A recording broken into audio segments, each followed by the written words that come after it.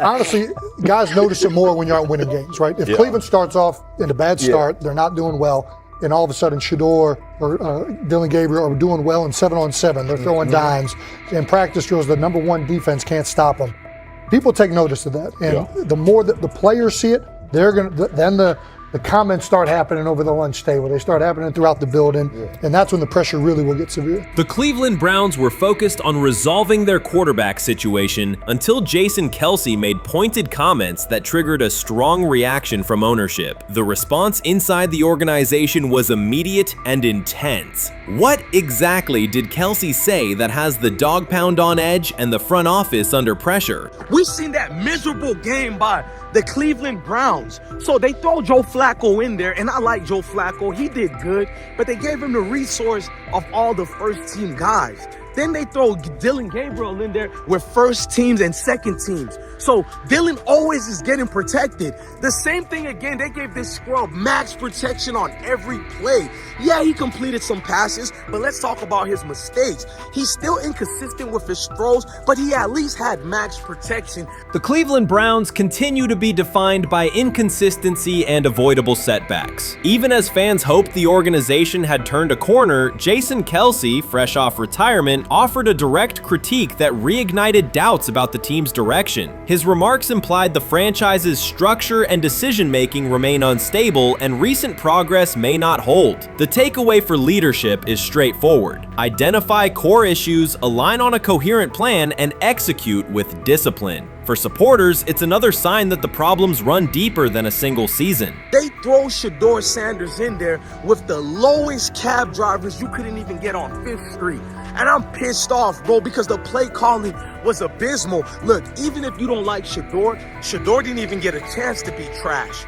Even if you think Shedeur is garbage, he didn't even get a chance to be garbage. That's how awful the offensive line was. Kevin Stefanski still doesn't want to give Shedeur second strings and first strings reps. Why is that? Browns ownership's response shifted from measured to urgent. The pattern is familiar in Cleveland. The team once treated Johnny Manziel as a franchise solution, retained Hugh Jackson for a second year despite results, and invested heavily in Deshaun Watson through a costly trade and contract. These decisions reflect aggressive but poorly aligned planning. The outcome has been continued instability instead of sustained progress.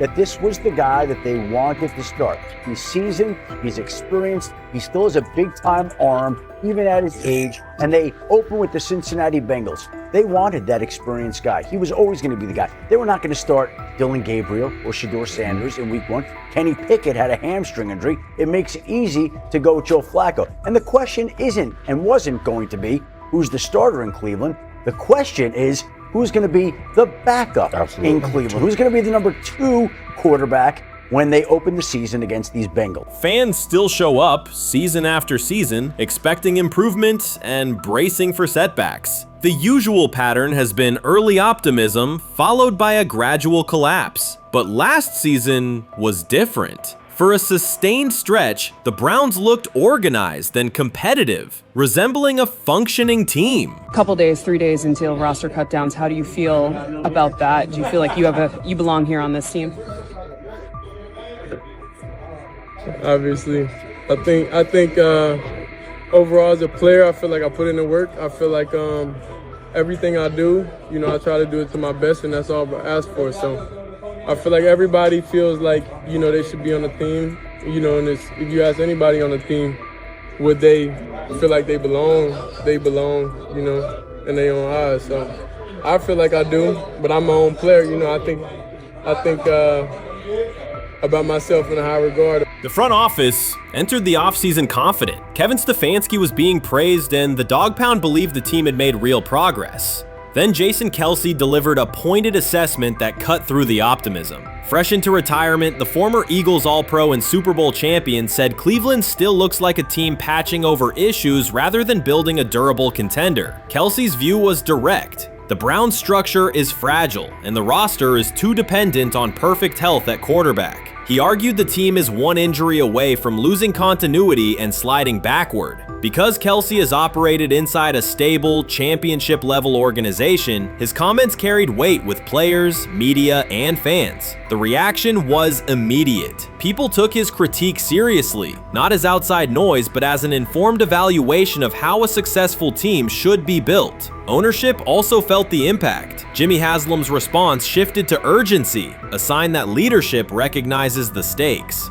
The criticism arrives in the context of prior high-risk decisions, especially the fully guaranteed $230 million commitment tied to Deshaun Watson. Watson has missed time and shown inconsistency when available, and the contract has constrained flexibility. KELCE's remarks highlight why depth, alignment between the front office and coaching staff, and a clear contingency plan at quarterback are non-negotiable. The takeaway is straightforward. Cleveland must convert last season's progress into a stable framework, protect the quarterback, deepen critical positions, and establish a plan that survives injuries and short-term setbacks. Without that, the games that fueled optimism will remain temporary. If you're a betting man, who do you think starts for the Browns at quarterback? Okay, this is the situation. Kenny Pickett, they actually traded for him. Joe Flacco, no one's bringing Joe Flacco in the building thinking Joe Flacco's going to be the starter. If Joe Flacco is your starter, You got a problem. you have a huge problem. And if they were saying Shedeur was the starter as the 5th rounder, you got a real problem too, because he passed over all these guys in these reps in the offseason in shorts, in bikini shorts, Speedos and stuff.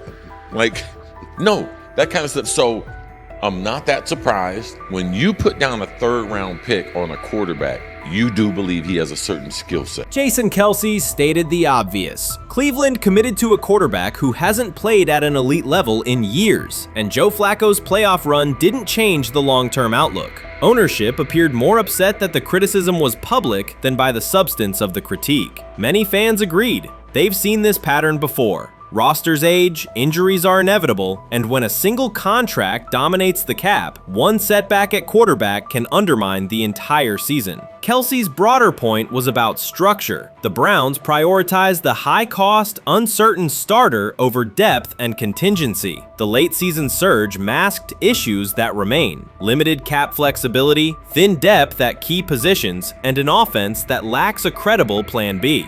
Fans recognize how quickly a strong defense can decline with injuries, and how an offense without redundancy stalls. The AFC North raises the stakes. Baltimore with Lamar Jackson sustains a top standard. Cincinnati with Joe Burrow returns to contention when healthy. Pittsburgh rarely slips below .500 under Mike Tomlin and wins with defense and consistency. In that environment, Cleveland can't rely on perfect health or peak form from one player. The path forward is clear. Diversify cap allocation, reinforce the offensive line and receiver depth, carry a legitimate backup plan at quarterback, and install a scheme that functions regardless of who is under center.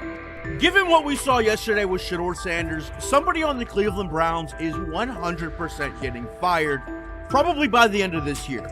The person who's probably going to end up getting fired is Kevin Stefanski, because I know that he didn't want Shedeur Sanders on the team. It was Andrew Berry who made that pick. You can't really go against your GM. Bad things happen in this situation. But Shedeur Sanders is not without fault for what we saw yesterday. This is the play that we saw yesterday that has the internet just exploding, where Shedeur Sanders took like a 24-yard sack.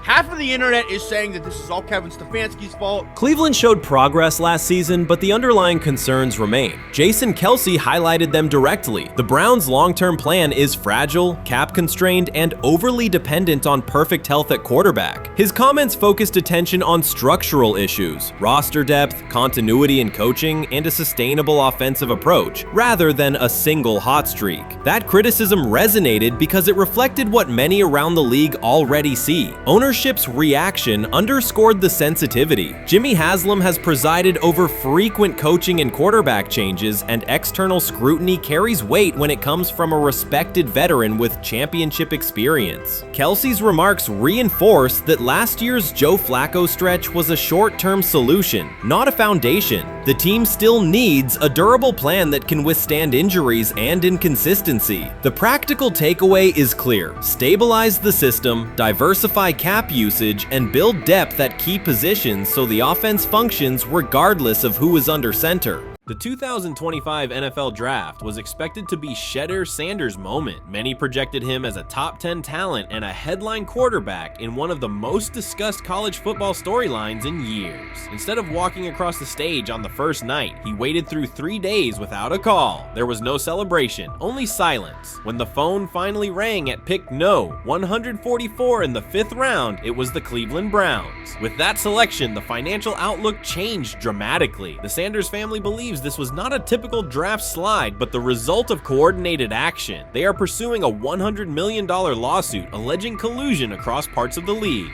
In the months before the draft, Sanders was consistently discussed among the top quarterbacks in the class. Television and digital analysts praised his poise, accuracy, leadership, and command. Scouts highlighted a 74.1% completion rate, record-setting stretches at Colorado, and his rise from an HBCU star to a national figure. Consensus expectations placed him in the first round or early second. Draft night unfolded differently. As picks accumulated, there was little indication that his name would be called. The atmosphere at his private gathering shifted from anticipation to doubt. When the Browns selected him late on day 3, projections for his first contract dropped from an estimated range in the mid-$30 million to approximately $4.6 million, with corresponding reductions in likely endorsements and long-term positioning. According to Deion Sanders and others close to the family, this was not about performance, injury, or conduct. They argue it was coordinated. Attorneys were contacted immediately. The allegation is straightforward. Sanders' value was suppressed intentionally. The family's position is that this was a calculated decision within parts of the league, not an isolated set of evaluations. The legal claims focus on communications that, if authenticated, could be significant. Internal emails, text messages, and owner-to-owner conversations. The family's representatives contend that these materials show a deliberate effort to avoid drafting Sanders in early rounds based on perceived image concerns rather than football merit. One message reportedly under review framed the decision in branding terms. Drafting Shedeur would mean inheriting the Prime brand. The complaint asserts that this view led some teams to discourage others from selecting him unless necessary, not for film-based reasons, but to avoid perceived attention and external pressure tied to his family's profile.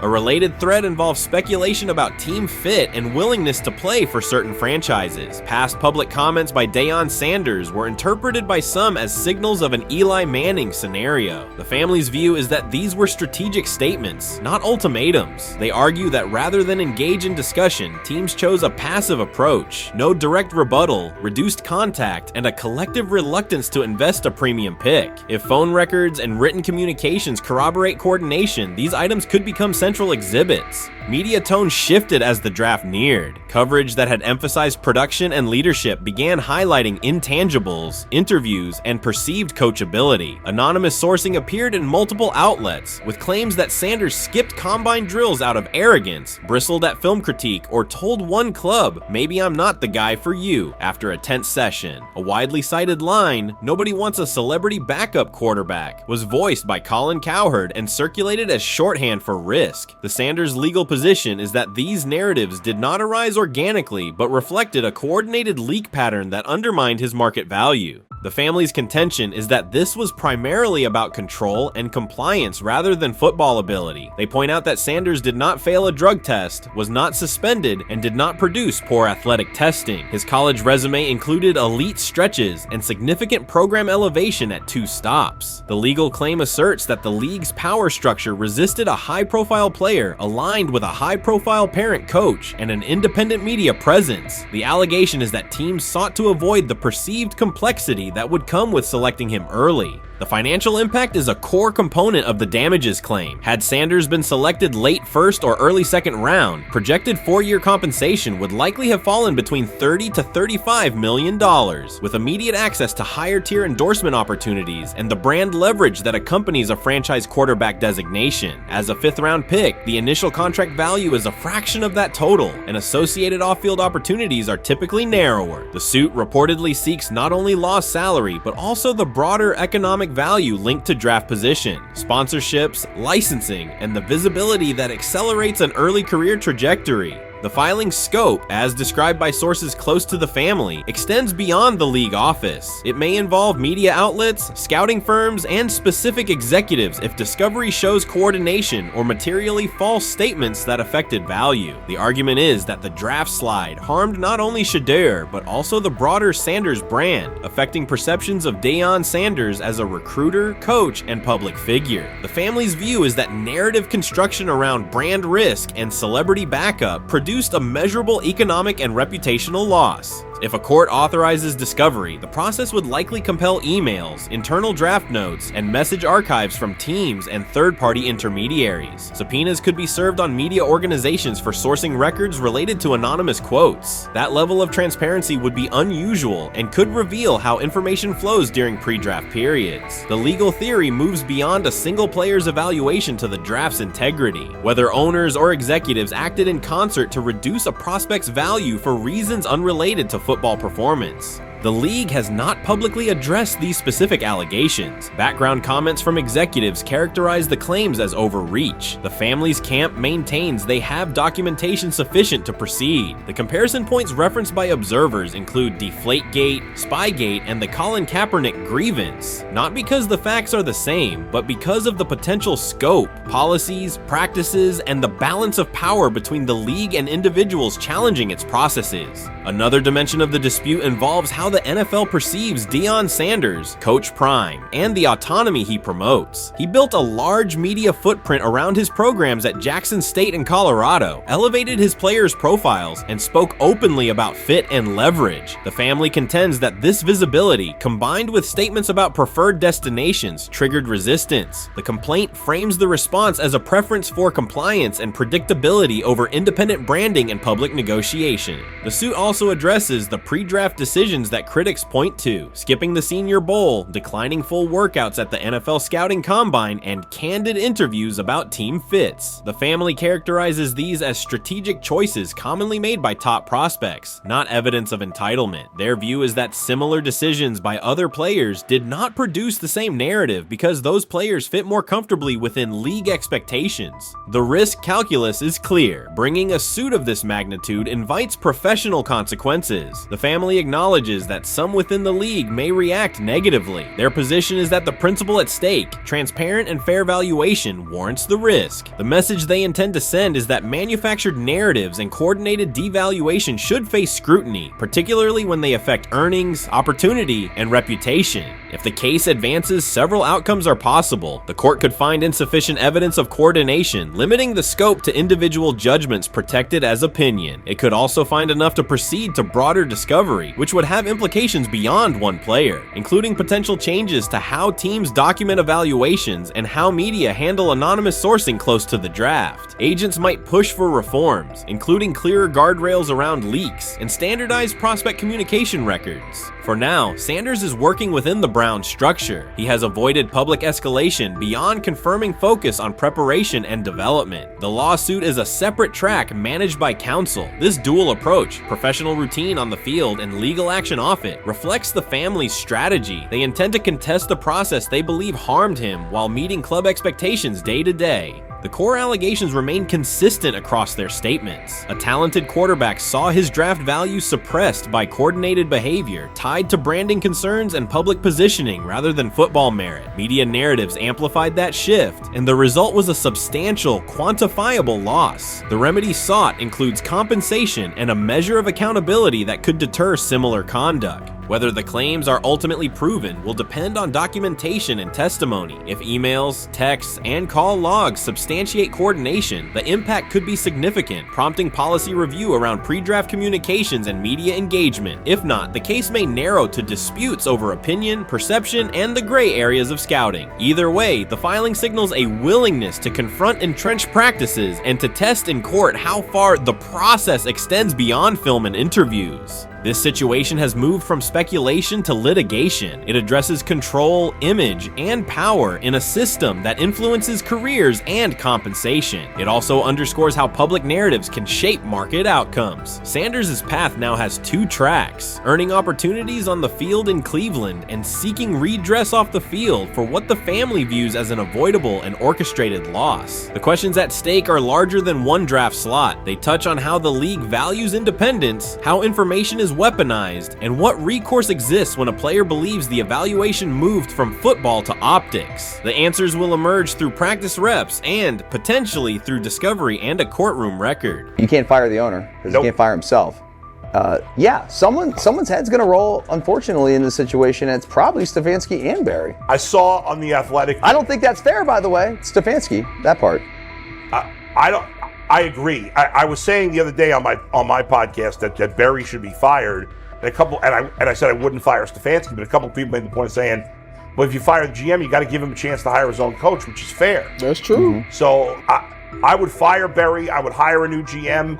If that GM thinks Kevin Stefanski's a good coach, wants to stick with him. Right. The situation in Cleveland has escalated with the NFL. Sources indicate GM Andrew Barry is prepared to move on from head coach Kevin Stefanski if he refuses to elevate Shedeur Sanders. The Browns are weighing a major quarterback change. Leadership appears to be aligning behind Sanders and pushing for immediate action. This is a high-stakes decision about control and the team's direction. I think it's unfair for me to comment in I guess, maybe on behalf of the industry. All I can say is this, the time that we spent with Shedeur, and what he's done throughout his college career is impressive. He's an impressive young man.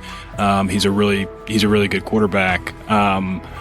Sometimes, fit comes into play. And I'd also say this, there are 4 more rounds of the draft. And then maybe lastly, it's less about where you get picked and what you do after you get picked. That's really the most important thing.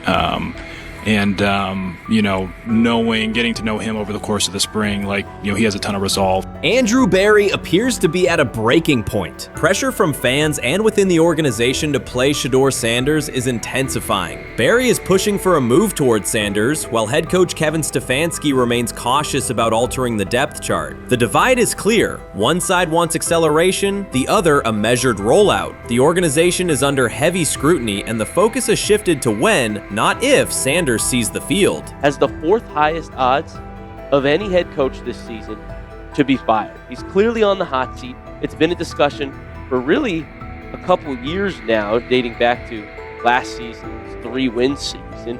And he's always had kind of hot and cold seasons. And now the sports books are saying he's 4th on the list.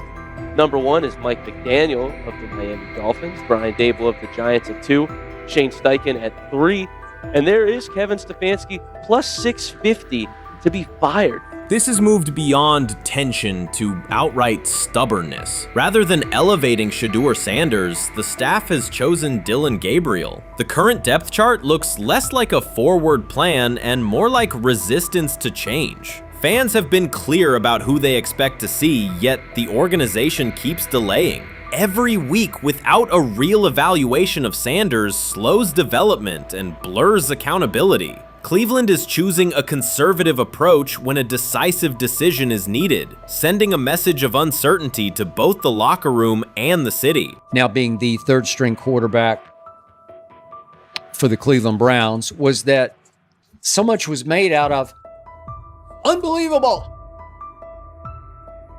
He actually made the team as the 3rd string quarterback.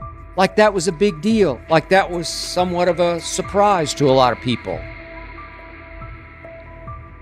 He should have been the 1st pick in the draft. Kevin Stefanski appears to be doubling down to validate his approach. Despite sustained demand from Browns fans to see Shedeur Sanders reflected in chants, merchandise, and constant discussion, he continues to keep Dillon Gabriel in front on the depth chart. The decision functions as an assertion of control rather than a response to momentum. Even with clear signals from the fan base, Stefanski is staying with Gabriel and delaying a full evaluation of Sanders. It is a deliberate choice to maintain his plan and pacing, not to accelerate change. Cleveland is prioritizing continuity over recalibration, keeping any transition to Sanders on hold. But yeah, I mean, the Browns are in a tough spot. They have wasted. You traded a ton of high draft capital to get Deshaun Watson. You've gotten nothing out of Deshaun Watson and missed an opportunity. Like, who knows who they would have drafted? Now, maybe they would have screwed up those picks and the Browns would still be in bad shape. Andrew Berry is likely frustrated watching Dillon Gabriel default to conservative throws while the offense stalls. From a football perspective, this appears to be the hill Kevin Stefanski is choosing to stand on. Keeping Gabriel ahead of Shedeur Sanders has limited the unit's explosiveness and prevented a full evaluation of a higher ceiling option. Drives end quickly, field position flips, and momentum is lost while Sanders remains on the sideline. Fan patience is wearing thin. Each ineffective series intensifies criticism and shifts scrutiny toward the coaching staff's criteria for the depth chart. With every additional snap for Gabriel, the decision reads less like an open competition and more like rigid adherence to a plan that isn't producing results. The optics are clear. A dynamic quarterback sits while a cautious approach keeps the offense in neutral. If this continues, accountability questions will grow inside and outside the building. What performance benchmarks keep Gabriel ahead of Sanders? When will Sanders receive first-team reps in live situations to allow a fair comparison? The front office must decide whether to preserve continuity or pivot toward a timely assessment of Sanders. The longer the current approach stays in place, the more it signals stubbornness rather than adaptation, and the more pressure mounts to realign the plan with on-field output. I honestly see it happening if the Browns lose a bunch of games. Like if they get 5 wins or less, I see the report coming out now that Stefanski will be fired. I don't want it to happen. I want the Browns to be good, win a bunch of games. I think that they're going to be a team that is slept on and can at least get 7 wins, which is why if they don't, I see Stefanski getting all the blame for that, and there'll be a new coach in Cleveland. Because their players, to me, are there once again. We've talked about the incredible rookie class. The approach in Cleveland lacks consistency. One week, Andrew Berry signals he wants Shedeur Sanders on the field. The next, Dillon Gabriel gets the reps and the plan stays conservative. Through it all, Kevin Stefanski shows limited urgency despite pressure on his job security. Fans are asking for an offense that can push the ball, change field position, and produce points. Instead, the unit leans on short throws and cautious sequencing. Gabriel's play keeps the ceiling low and momentum static, while a full evaluation of Sanders is postponed. The result is growing frustration and a clear disconnect between the front office, coaching staff, and expectations in the stadium. The NFL tried to teach him and his father a lesson. You don't act like that. You don't talk like that before a draft. We'll show you how our game is played. We will watch you plummet all the way. I think he would have gone undrafted except for that owner in Cleveland. And he is the key to everything because he is something of an against-the-grain maverick owner. He's kind of a wannabe Jerry.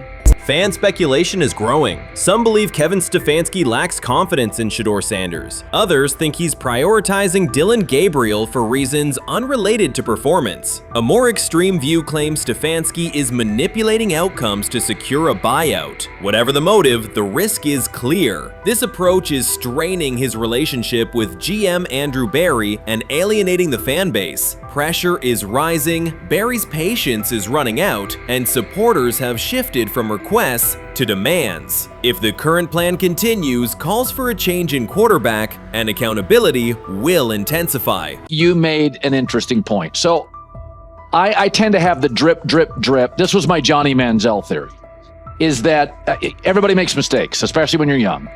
But if I see 2, 3, 4, 5, then you've got a plumbing issue. It's not just you didn't close the faucet.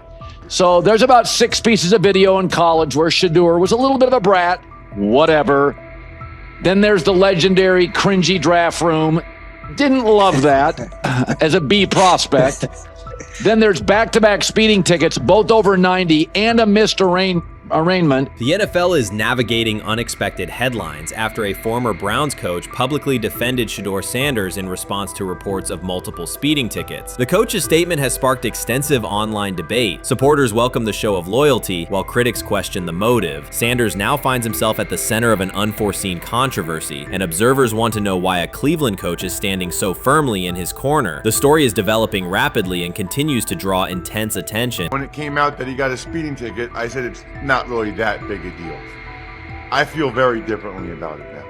Over 40 miles an hour over the speed limit, less than 2 weeks after you just got a ticket.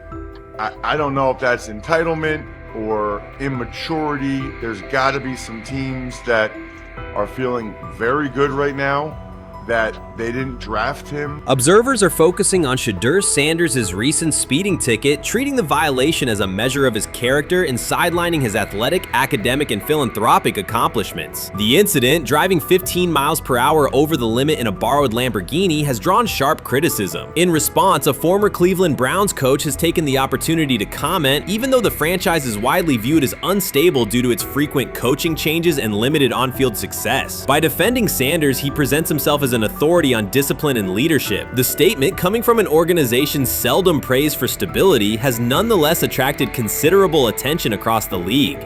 You want to defend him a little bit. I thought this was an interesting take. Yeah, I thought it was really interesting that you said you were out because of the speeding tickets. To me, that's such a minor thing. You were so high on him in terms of his completion percentage in OTAs, and I thought that was a little aggressive on your part. But with the speeding tickets, I got a speeding ticket the first night of the draft, my first year there. I thought maybe I'd get the benefit of the doubt, but they gave it to me anyways. As soon as the former Browns coach defended Shedeur Sanders, social media erupted with commentary, resembling the volume of draft night coverage. Posts and opinions appeared within minutes, and criticism escalated rapidly. Detractors amplified Sanders' minor speeding violation, while supporters argued that such reactions were disproportionate to a single traffic citation. Shedeur Sanders received 2 speeding citations, and the minor traffic issue quickly drew national attention. Before considering the former Browns coach's response, it is useful to clarify the facts. Sanders, son of Pro Football Hall of Famer Deion Sanders and a current college quarterback, was twice ticketed for exceeding the limit while driving a high-performance vehicle. Commentary on social media escalated rapidly, with critics framing the incident as a significant character concern, even as the league has historically tolerated far more serious legal transgressions. Stepping into the debate, a former Cleveland Browns coach, best known for a tenure filled with losses and contested decisions, issued a strong public defense. He argued that 2 speeding tickets should not define Sanders' reputation or overshadow his on-field talent and community work, urging a balanced assessment of the player's actions. I don't love it from a 5th-round draft pick. I don't love that it happened multiple times, but I do think that this is the first time he's been away from his dad, and there's gonna be some growing pains now.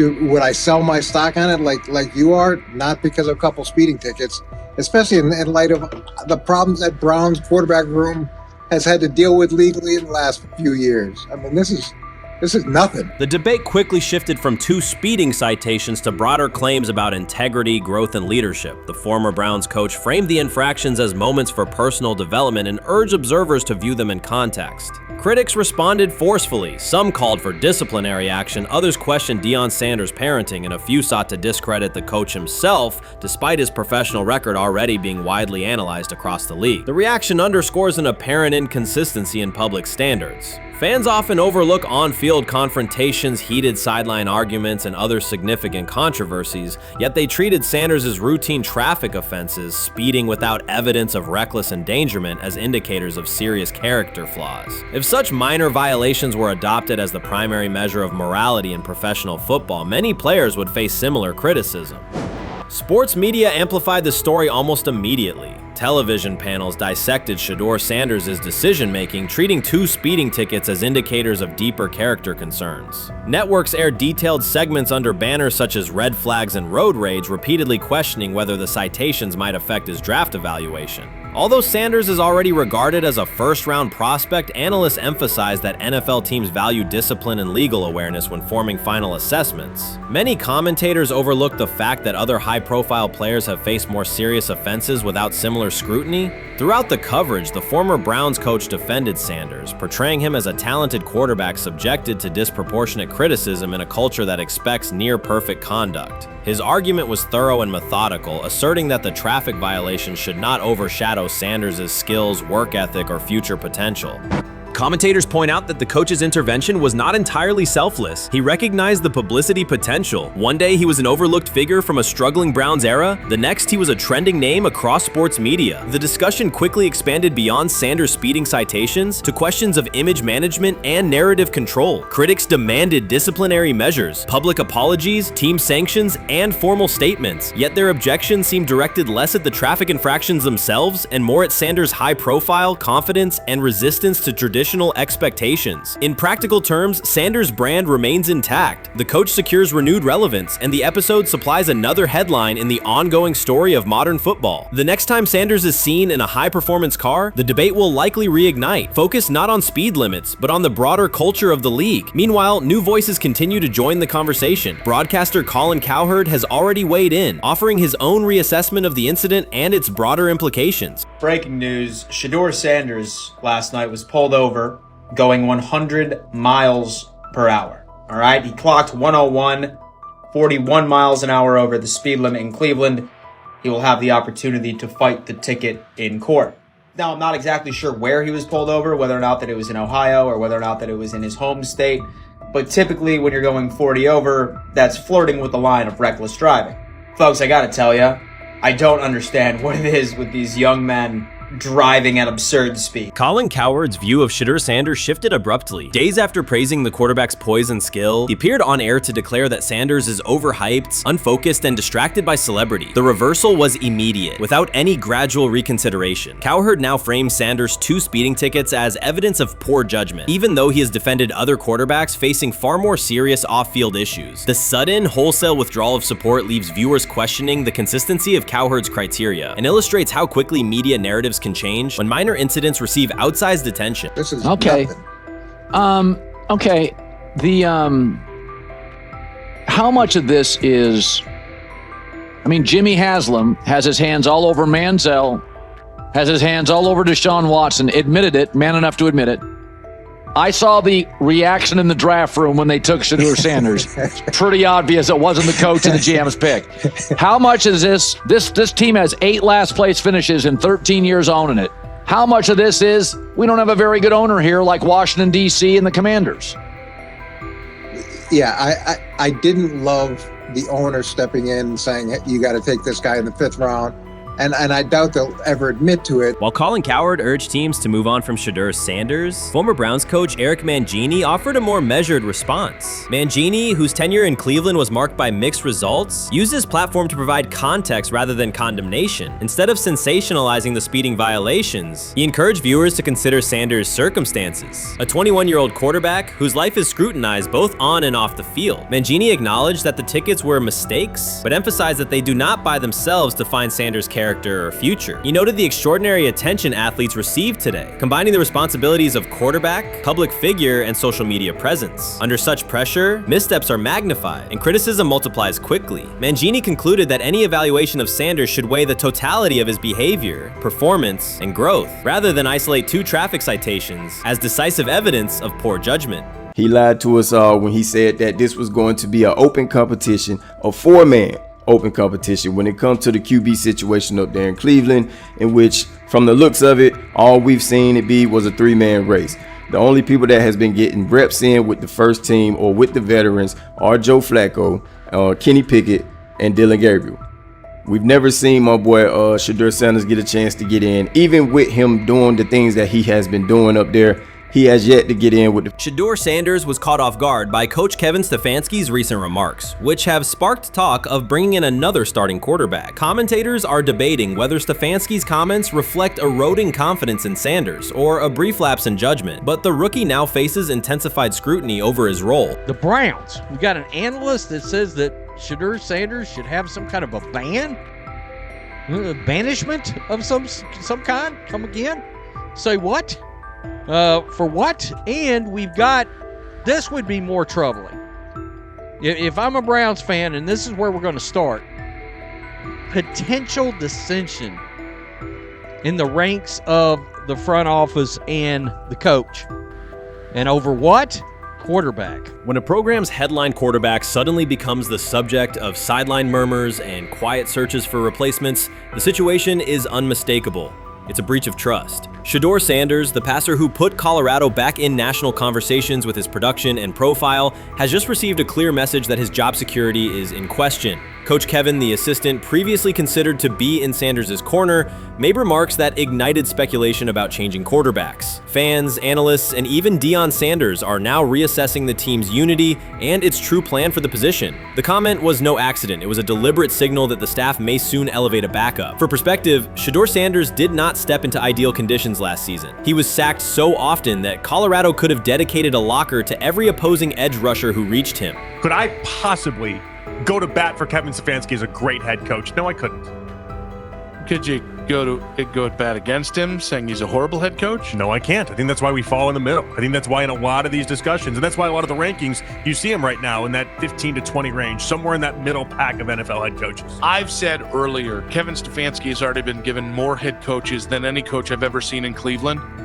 Starting with the decision to move on from Baker and him clearly still having another level to get to in Tampa. Last season, Shedeur Sanders often had to operate behind an offensive line that provided minimal protection. Yet he still delivered precise throws and critical drives. At times, he seemed to be carrying a struggling roster almost on his own. Despite the constant pressure, he never complained, never threatened to transfer, and never acted entitled. He remained with Colorado because he trusted the program, trusted his father, and believed in the team's larger mission. That loyalty is why Coach Kevin Stefanski's recent statement that the quarterback competition is wide open struck so sharply. The remark implies that Sanders' starting role is insecure, as though the player who absorbed countless hits while holding the offense together is simply another name competing with walk-ons and first-year athletes who are still learning the cadence. This goes beyond ordinary coach language about fostering competition. It introduces genuine uncertainty about the staff's confidence in Sanders and invites speculation that Colorado is actively assessing outside options through the transfer portal. By characterizing the position as vacant, Stefanski has planted seeds of doubt that could quickly evolve into rumors and undermine the stability of the locker room. I'm sorry, but when it comes to quarterback, I'm going to defer to my head coach, generally speaking, especially one with Stefanski's track record and how he's viewed across the league. So this is interesting because it tells you Kevin Stefanski's not a Shedeur Sanders guy. And it also tells us who made these picks. Exactly. The Cleveland Browns made a rather awkward decision in the NFL draft, opting to take quarterback Dillon Gabriel in the 3rd round well before he was expected to fly off the board. Then 2 rounds later, the Browns took fellow quarterback Shedeur Sanders. So what exactly is going on? Discussion has begun about whether Colorado is actively evaluating another quarterback and preparing for life after Shedeur Sanders. Analysts are debating whether Coach Kevin's move is calculated strategy or a misstep that jeopardizes team stability. Sanders remains a top NFL prospect, Deion Sanders' son, and the program's public face. His highlights dominate social media and his jerseys outsell the team's victories. Yet he is once again being asked to reaffirm his position. The issue is more than routine roster management. It intersects with the family dynamics that shape the program. By portraying the quarterback job as open, Coach Kevin signals to both Shedeur and Deion that the staff is willing to move on despite Sanders' stature. For Shedeur, sitting through film sessions while hearing talk of potential replacements adds an unwelcome layer of uncertainty to an otherwise proven resume.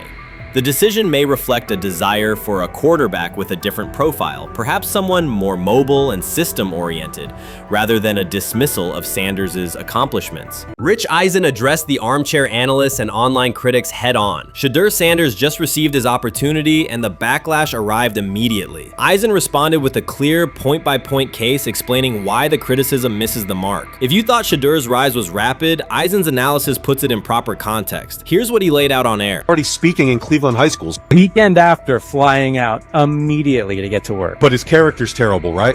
You know, and listen, he interviewed bad, you know, according to who? The New York Giants? No offense, Bert. The same New York Giants that gave Daniel Jones a huge contract and let Saquon Barkley out the door, that's the intel we're trusting here? That was for him to celebrate. He just made, I mean, look, he put in work in college. He had the privilege of being coached by his father, which we all would love and do. Turned around not one, but two programs in college football. And then literally for any athlete, being drafted at the highest level is a success story in itself. Rich Eisen delivered a direct response to the critics. He addressed the online claims reducing Shedeur Sanders to Deion Sanders' son instead of evaluating him as a quarterback on merit. Eisen challenged those assumptions and refocused the discussion on performance, preparation, and opportunity. Say Kenny Pickett had strained his hamstring. Shedeur, they say his first day in pass, 9 for 9, 2 touchdowns, no interceptions. Really was just hating on this young guy. Within minutes, Rich Eisen delivered a structured breakdown, addressing each claim with evidence and dismantling weak narratives through clear analysis. He replaced speculation with data and kept the focus on what matters: decision-making, accuracy, leadership, preparation, and game management. The reality is simple. Shedeur Sanders was not given this opportunity. He earned it through performance and consistency against real competition. He accepted the role, met the standard, and handled the moment with professionalism and urgency. No shortcuts, no favors, just results and readiness. Eisen's point was direct. Evaluate Shedeur on his work, not assumptions, and acknowledge that he has justified the opportunity on the field. I've done it at 2 locations already, so it's simple. So that's why when people say I'm not, one of the top quarterbacks or the top quarterback, because what are y'all going based off of? Because I did it year after year after year, and you see the progression. So it's like, obviously, it got to be some type of external hate that you have for the family, for the last name, for anything, because I know I proved myself. While many were still debating whether he was NFL ready, Shedeur Sanders stepped onto the practice field and operated like a clear QB1, setting protections, controlling tempo, and executing the plan. The narrative that he is just flash, media attention, or his father's influence does not hold up against his work in installs, progressions, and situational drills. What he showed was composure, efficiency, and command of the offense. He processed quickly, protected the football, and delivered on-time throws, demonstrating preparation and control. I'm a firm believer. If I wanted Shedeur Sanders at 2, at worst at 33, of course I already think that he's better than other quarterbacks, because that's the type of talent. That's where I would have picked him at. And if he was at 2 or 33, and he still had the same exact skill set, we would be talking about him starting and playing. Right. Well, there'd only be 3 quarterbacks. It'd be 3 quarterbacks, not 4. 4, yeah. But since he moved to the 5th round, that's cool. They might have to go along with it. But to me, I think if you ask who got the best tools, I'm going with Shedeur Sanders. From the first day of camp, he was not there to get by. He arrived to lead. There was no hesitation in installs, no lapses in fundamentals, just precise timing, clean footwork, and consistent velocity to every level of the field. He managed protections, controlled cadence, and delivered in situational work, showing command rather than learning on the fly. The approach was efficient and disciplined, with attention to detail and progressions and ball placement that reflected preparation, not improvisation. At the same time, Rich Eisen addressed the narrative directly and backed it with evidence. He laid out clips, context, and performance markers to cut through speculation. Eisen emphasized that Shedeur Sanders did not step into this moment because of publicity. He built toward it through sustained work, resilience, and results. The background, media readiness, high football IQ, and a professional approach was developed over years, not days, and it translated to immediate operational control of the offense. The resistance came from familiar places. Some in the traditional guard still frame mobile quarterbacks as limited and expected the nepotism label to define him. That view did not hold up against what was on the field. Composure under pressure, secure decision-making, accurate throws into tight windows, and consistent execution in red zone and 2-minute sequences. Eisen's point was clear. Evaluate Shedeur Sanders on performance and readiness. The evidence shows he earned the opportunity and is meeting the standard with accountability and consistency. Yeah, teams in drafting they didn't think he was first-round talent. And the quote we played and that's on the screen, I think is flatly wrong. We all know this shouldn't have happened. Yes, it should have. It should have happened because this wasn't. Now, again, teams can be wrong. The league as a whole can be wrong. Hell, the Baltimore Ravens drafted a 25-year-old tight end before they drafted Lamar Jackson. In the same draft. The die is not cast on who Shedeur Sanders. He stated it plainly. This is not a celebrity appearance. This is a quarterback with pocket presence, leadership, and decision-making that stands on its own. You either show it or you settle into a backup role. Shedeur Sanders is not auditioning. He is establishing himself as the starter. When the opportunity arrived, whether through injury, trade, or depth chart changes, Shedeur was prepared and delivered. He did not hesitate. He executed the offense and finished drives. As others tried to catch up to what they were seeing, Rich Eisen reinforced the same message he has been repeating: evaluate the work. Camp reports have been consistently positive, but the important shift is how the performance is being received. Casual attendees who came to observe left talking about Shedeur's command and poise. Detailed observers focused on his pre-snap reads, protection checks, and audibles, highlighting the mechanics, timing, and ball placement that support efficient, controlled play. We've got news. Got news. About my Cleveland Browns. We've got an oblique problem. Obliques are big deals, especially when it's your quarterback. Now, he might be fourth on the depth chart, but he was number one in the preseason game last week, and he did a great job. 138 yards, 2 touchdowns. Shedeur Sanders has an oblique injury. That is not good. I do not like this. I hate this because I want to see more reps for Shedeur Sanders. Shedeur Sanders, a projected breakout this season, has been sidelined unexpectedly. The Browns coaching staff confirmed an oblique injury significant enough to keep him out of all activity. No reps, no drills, no warm-ups. Concerns are rising about how this may affect his momentum and force adjustments to the team's plan. The focus now is his recovery timeline, the impact on his development, and the next steps for the quarterback depth chart. Browns rookie quarterback Shedeur Sanders injured his oblique during practice today, putting his status in doubt for Saturday's preseason game against the Eagles. He's the latest quarterback on Cleveland's roster who has dealt with a health issue, joining fellow rookie Dillon Gabriel and Kenny Pickett.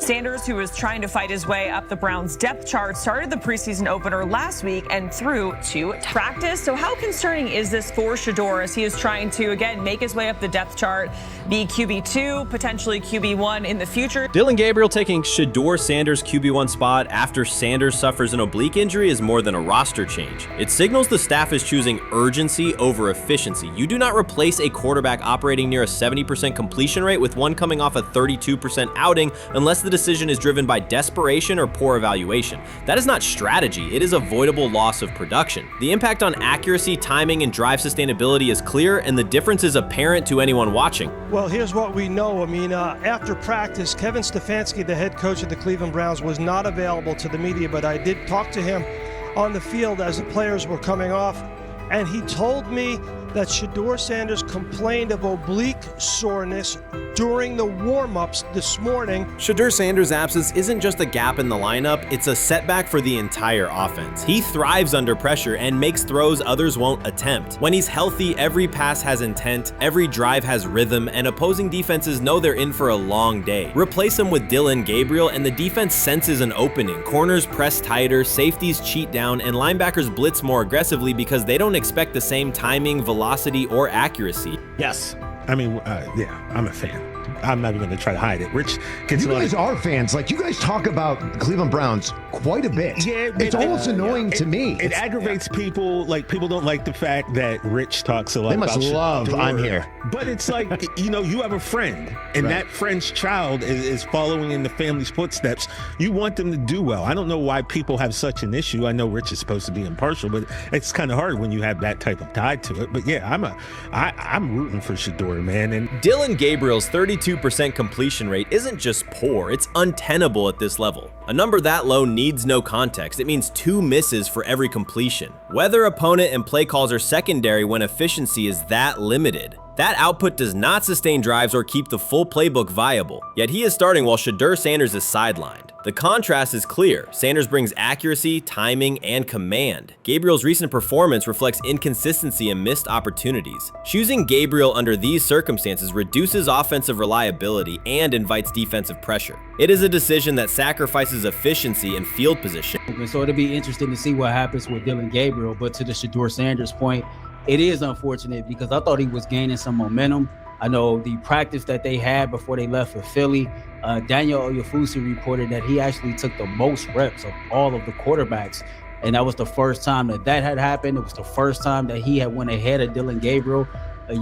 practicing with the twos, etc. So, like, coming off that stout performance against the Carolina Panthers, he was gaining momentum. If this were a clean evaluation, there would be no debate. Shedeur Sanders is the clear choice. He's accurate, composed, and consistent with a track record of high-level production. Dillon Gabriel remains a question mark, and not the kind that stresses defense. He's the kind that makes coaches consider leaning on the run to limit risk and protect field position. The reality is that injuries create openings for players who haven't earned them. Gabriel has stepped into QB1 while Sanders is out, but that reflects circumstance, not superiority. We don't know the severity of this oblique injury and whether it will even keep him out of Saturday's game against the Eagles. As for moving up the depth chart, I'm the Browns preseason sideline reporter. I was there Friday night when he burst onto the stage and set the NFL world buzzing. And yes, his demeanor was tremendous. His poise was tremendous. He did the things that were asked of him. But at the end of the day, he wasn't actually asked to do all that much. The real concern is how this could attach to Shedeur Sanders' reputation. The NFL is unforgiving about availability. An oblique injury for a quarterback isn't minor. It affects mechanics, torque, and timing. Even with a strong return, the injury-prone label can linger. For the Cleveland Browns, or any team seeking stability under center, that perception is toxic. Teams don't want a player they fear won't make it through October. That's the risk. Talent doesn't always overcome league politics. Once questions about durability start, they rarely fade. They surface in contract terms, roster decisions, and sideline evaluations. So Shedeur Sanders is injured again? If you were following along on social media today for the Browns' first joint practice in Philadelphia against the Eagles, wow, you were in for a tumultuous ride. I mean, all the reporters, both Browns and Eagles reporters, were pretty much flabbergasted at the fact that Shedeur Sanders was taking 0 team reps during the day, and even Tyler Huntley was getting team reps instead of Shedeur. And then it came out, obviously, everybody's speculating. There's people calling for Kevin's jobs, and before I go any further, I don't blame anybody, ever. Meanwhile, Dillon Gabriel's numbers should be sidelining him, not elevating him. A 32% completion rate isn't a dip, it's a warning sign that points to issues with field vision, timing, and receiver cohesion. That's the quarterback taking snaps while Shedeur Sanders is out. Put their work side by side and the gap is obvious. Sanders shows consistent placement, timing, and footwork that reflect high-level execution. Gabriel's recent output introduces variability that shrinks the call sheet and stalls drives. You can't claim the priority is winning while starting a quarterback who isn't reliably delivering routine completions. Fans recognize it, receivers lose confidence and tempo when targets are off, the offensive line's urgency fades when protection doesn't translate into productive throws, team belief in the quarterback is fragile, and once it erodes, a season can come apart quickly. We could be looking at, 3/4 of Snoop and maybe 1/4 of Dillon Gabriel. Not really exciting for the fans. Of course, it would be nice to see what Dillon looks like. Did spend third-round capital on him. If you're Dillon Gabriel and you're a rookie, is not you be want to get team. healed. You want the reps. You want to take these reps. So what do you do to prepare yourself and get ready? Because, man, when rookies get injured, it's like these reps are so valuable. Yeah, sets them back a lot. We do have some video here. Mike Garafolo had some video of Jalen Hurts kind of helping Shedeur used his cart to get off the field here. Shedeur Sanders changes the entire equation. His presence under center keeps defenses honest, keeps teammates engaged, and expands the coaching staff's options. You can call vertical shots, open the playbook, and control the game's tempo. Dillon Gabriel limits that. With him, the playbook narrows, drives stall, and the defense ends up on the field too long trying to compensate. The Cleveland Browns are not in a position to gamble at quarterback. This is a franchise with a difficult history at the position. With Gabriel, the issues are visible from the stands. A 32% completion rate won't jump to 60% with a few extra reps. If anything, it will decline as defenses present looks they would not risk against Shedeur. And that's the core issue. Shedeur Sanders at 80% is still a better quarterback than Dillon Gabriel at his best. That isn't exaggeration, it's the numbers. If Sanders is a 70% passer when healthy, even a drop to 60% keeps him well ahead of where Gabriel is now. Yet the team is rolling with the quarterback who isn't delivering routine completions. Every week Sanders is out, his hold on QB1 loosens. That's the hard truth. The longer Gabriel stays in the role, the more coaches cite continuity and chemistry to cover what's happening on the field. Every throw and every drive has to be a statement, not just to win, but to erase any notion that Gabriel is a legitimate alternative. In the NFL, QB1 isn't handed back because you used to be the best option. You have to take it. Started off was some positive news for Shedeur, and then it kind of just went left real quick. Shedeur got the news early on that if Dillon Gabriel couldn't go, he would get his second straight start in the Saturday preseason game against the Philadelphia Eagles. And then he went on to injure his oblique. For the fans who don't know exactly what part of the body the oblique is at and what that injury is and how it can impact the quarterback, can you explain to them what is an oblique injury?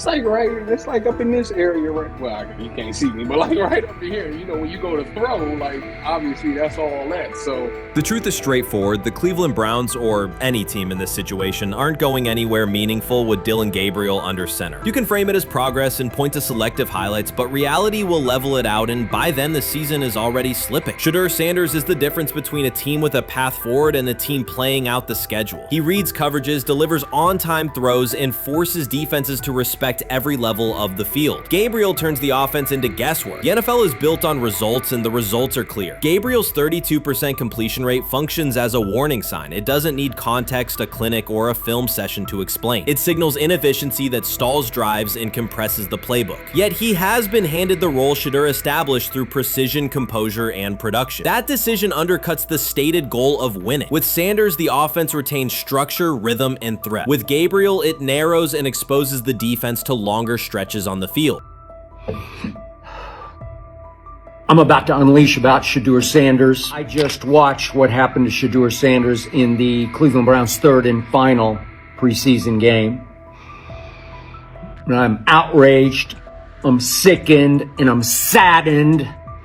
By the way, Shedeur continues to be treated in the National Football League now by those sorry-ass Browns and sorry-ass Kevin Stefanski. The Cleveland Browns are once again mishandling a promising quarterback. Skip Bayless criticized the organization for failing to develop Shedeur Sanders and for misusing his skill set. He argued that the team's decisions are undermining Sanders' progress and turning a major investment into a cautionary example. Bayless pointed to inconsistent usage, questionable play calling, and a lack of clear direction as key issues limiting Sanders. He said the Browns need a defined development plan and stronger support if they expect Sanders to succeed. Skip Bayless delivered a direct, critical assessment this week. After seeing Shedeur Sanders in a Browns uniform, he argued that Cleveland is mishandling the quarterback and undermining his development. Bayless said the team's approach shows poor planning and inadequate support around Sanders. He dismissed excuses about strategy and emphasized the need for better coaching, deployment, and protection. In his view, the Browns are setting themselves up for problems before the season begins unless they establish a clear plan for Sanders. Given the team's recent decisions, his reaction is understandable. Cleveland has a history of inconsistent quarterback development. Shedeur Sanders is a premium prospect, the son of a Hall of Famer, a proven college performer, and a widely recognized figure. The organization should prioritize his reps, protection, and a clear development plan, not place him behind Dillon Gabriel as if he were a secondary option. But I'm going to answer this question by saying Shedeur Sanders, and I'm going to tell you why. I think he's being set up to fail. That's right, I'm going to say it. Okay. Here we are on national television, right? There's been 11 practices, if I remember correctly. He's been starting against he's been playing against the third unit. He's fourth on the depth chart. And then suddenly you throw him into the start line, and he hasn't had any reps for the first team at all. Think about that. So you're just going to throw him to the wolves like that, huh? I mean, you know, if he had first team snaps in practice. Yet here we are. Cleveland has one of the most publicized prospects and is handling him like a depth piece. The broader issue is the franchise's long record of quarterback instability and inconsistent development. That history colors every move they make. When the Browns draft a quarterback, fans don't anticipate a long-term answer. They brace for another reset. Shedeur Sanders should be treated as a priority, not as an afterthought behind Dillon Gabriel. Let's give him a chance. Let's give him a chance with the play calling. You know you have an offensive line that isn't playing that well. So what do? Why not just play the short game so he can get the ball out of his hands very fast to run a competent goddamn offense? Outside of that, Shedeur has to be better in understanding that the offensive line that you're working with right now is not adequate.